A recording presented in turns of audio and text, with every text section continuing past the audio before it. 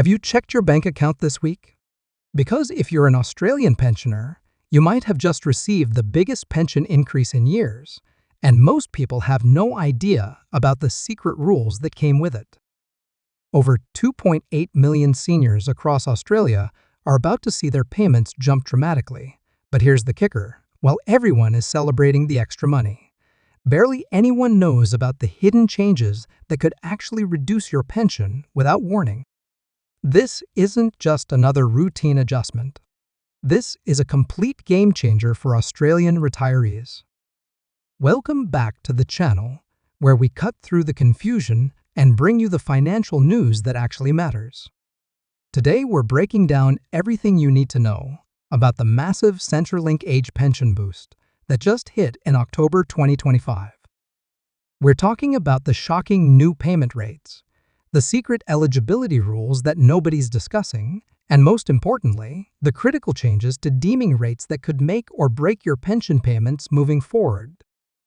If you're currently receiving the age pension, about to apply, or you have parents or grandparents who depend on these payments, you absolutely need to watch this video until the end. Trust me, what I'm about to reveal could save you thousands of dollars. So let's dive straight into it. First, let's talk about the good news, because there's plenty of it. From September 20th, 2025, the Australian government rolled out one of the most significant pension increases we've seen in recent memory.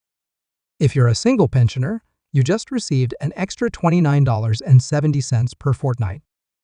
That brings your total age pension payment to $1,178.70 every 2 weeks.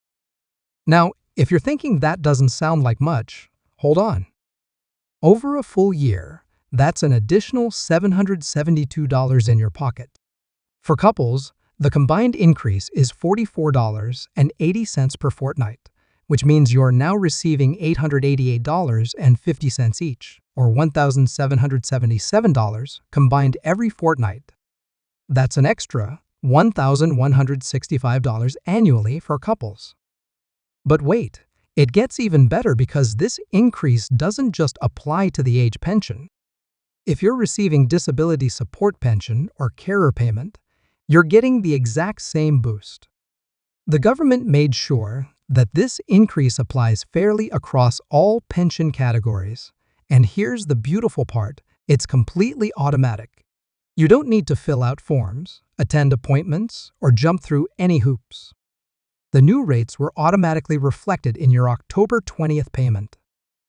Now, before you start planning how to spend that extra cash, we need to talk about what's happening behind the scenes, because this is where things get really interesting.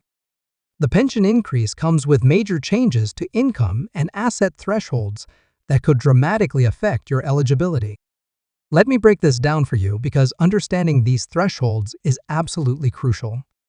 For singles, the asset limit, if you own your home, has increased by $10,000. You can now have up to $714,500 in assets and still receive a part pension. If you don't own your home, that limit jumps to $972,500. For couples, these numbers are even more generous. Homeowner couples can now have combined assets of up to $1,074,000, while non-homeowner couples can hold $1,332,000. These threshold increases mean something huge. Thousands of Australians who were previously cut off from pension payments because they were just slightly over the old limits might now qualify for a part pension.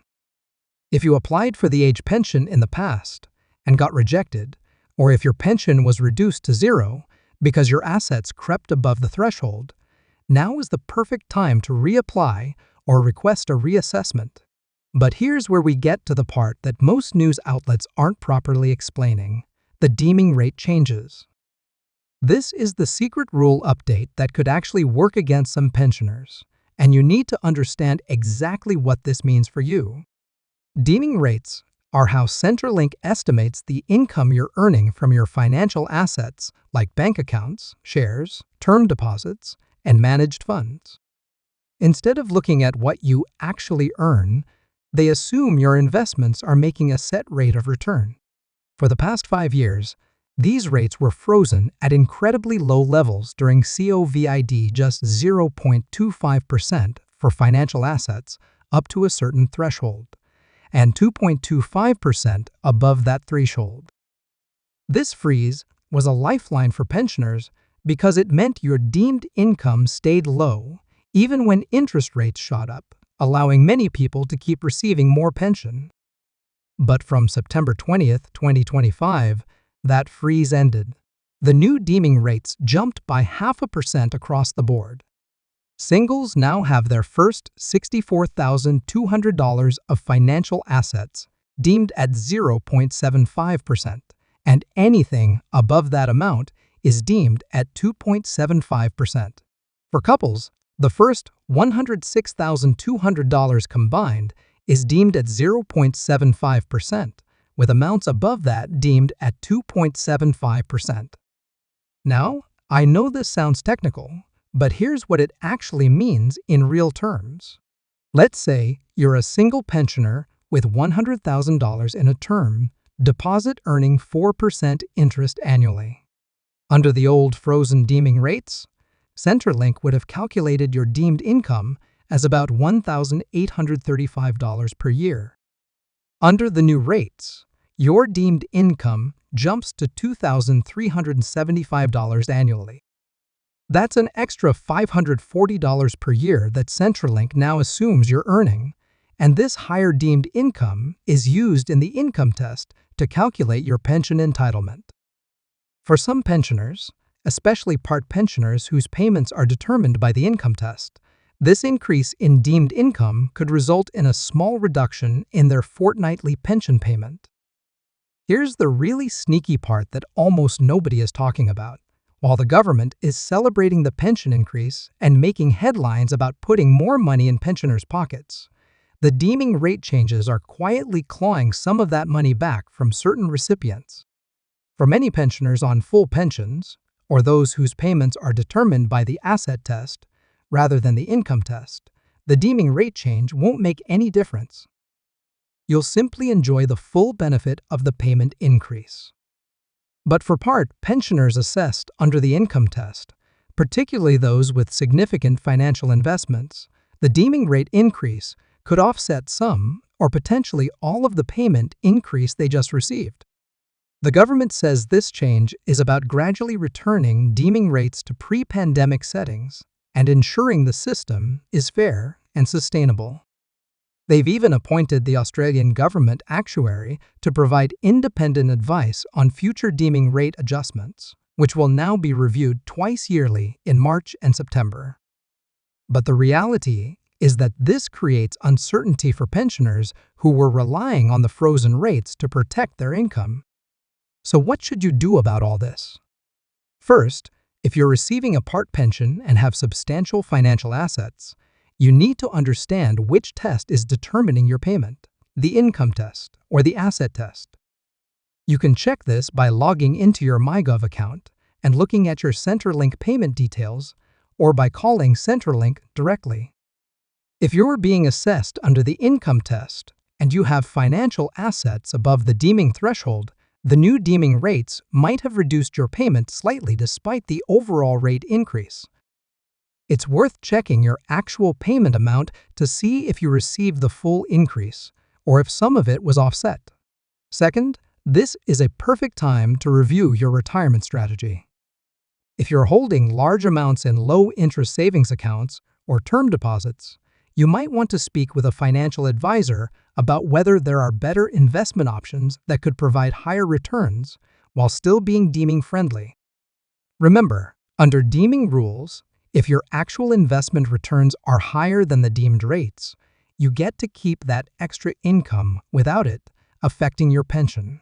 This creates an incentive to invest wisely rather than just parking money in low-return accounts. Third, if you previously didn't qualify for the age pension because your assets were just over the old limits, you absolutely need to check your eligibility now with the increased thresholds.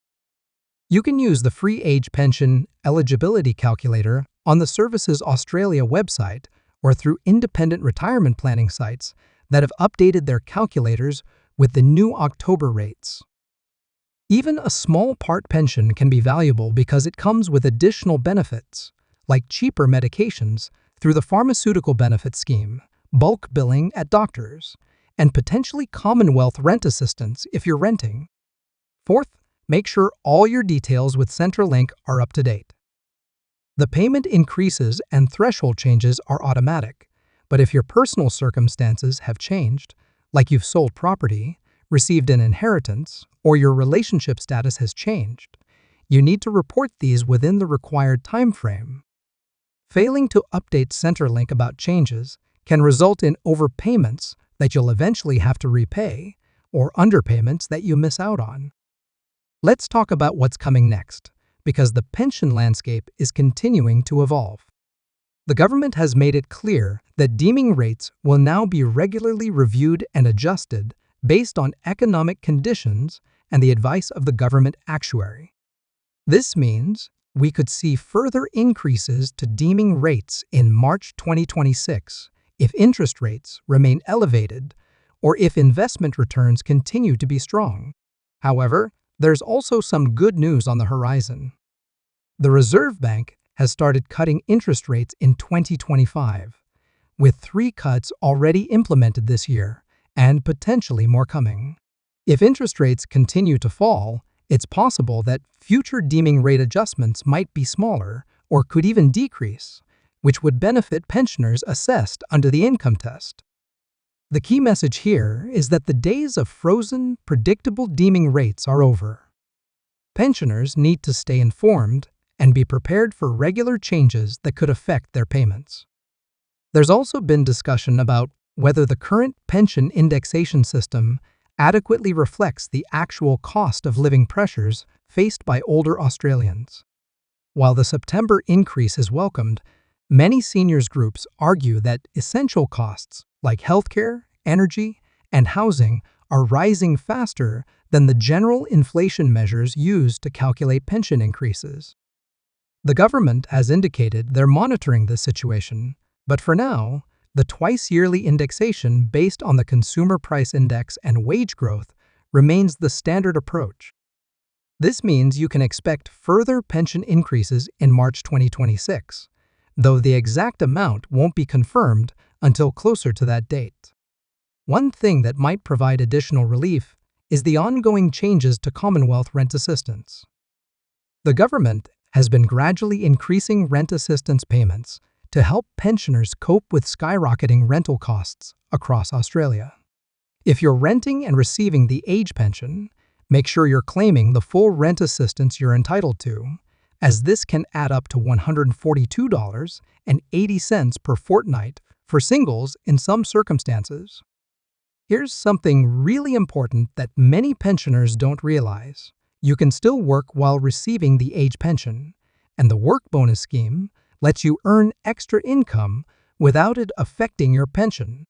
From July 2025, you can earn up to $300 per fortnight from employment before it impacts your pension payment, and there's an annual work bonus balance that can accumulate up to $11,800. This means if you want to supplement your pension with casual or part-time work, you have considerable flexibility to do so. The work bonus is separate from investment income and other income sources, so it's specifically designed to encourage pensioners who want to stay in the workforce without penalty. Given the pension increases we're seeing, combined with the work bonus, many pensioners are finding they can achieve a more comfortable retirement income than they initially expected. Looking at the bigger picture, these October 2025 changes represent a significant shift in how the Australian government is managing aged care and pension policy. The combination of increased payment rates, higher asset thresholds, and the return of adjustable deeming rates shows a system that's trying to balance generosity with sustainability. The government is clearly attempting to ensure that the pension remains adequate for those who need it, most while also encouraging those with greater resources to rely more on their own assets.